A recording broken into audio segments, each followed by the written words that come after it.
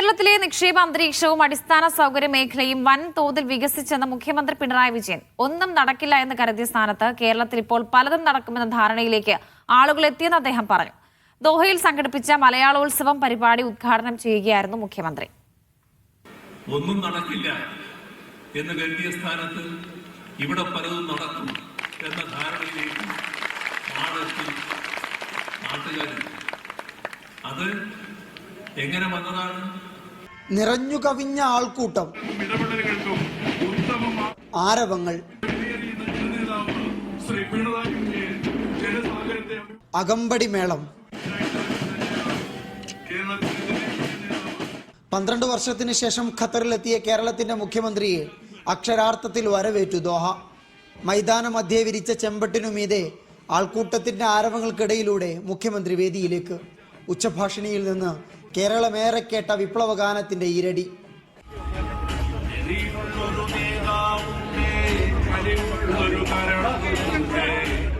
പതിവ് ഭാഷണങ്ങൾക്ക് ശേഷം മുഖ്യമന്ത്രി പ്രസംഗപീഠത്തിലേക്ക്. നിരാശ അതിന്റെ കൊടുമുടിയിൽ നിൽക്കുന്ന ഘട്ടത്തിലായിരുന്നു 2016 തെരഞ്ഞെടുപ്പ്.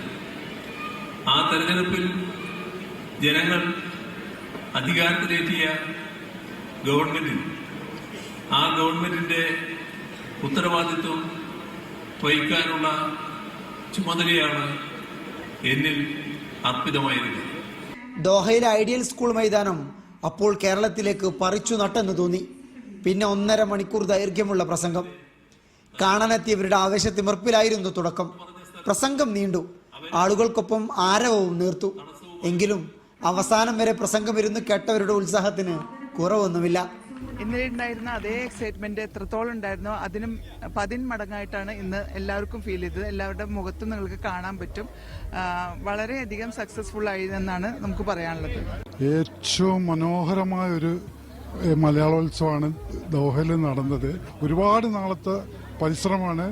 പരിപാടി നല്ല വിജയമായിരുന്നു. കേരളത്തിലെ എല്ലാ സ്ഥലങ്ങളിൽ നിന്നുള്ള എല്ലാ ജനങ്ങളും ഇന്ന് ഇവിടെ ഒത്തുകൂടി വെരി സക്സസ്ഫുൾ തന്നെയായിരുന്നു. കേരള മുഖ്യമന്ത്രിയോട് ഖത്തറിലുള്ള മലയാളികൾ പ്രതികരിച്ചത് എങ്ങനെയാണെന്നാണ് നമ്മൾ ഈ ഗ്രൗണ്ടിൽ കണ്ടത്.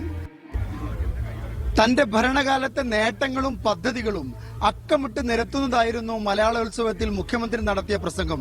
ദോഹയിൽ നിന്ന് അഷ്റഫ് ഓമശ്ശേരിക്കൊപ്പം അബ്ബാസ് മുഹമ്മദ്, മീഡിയ 1.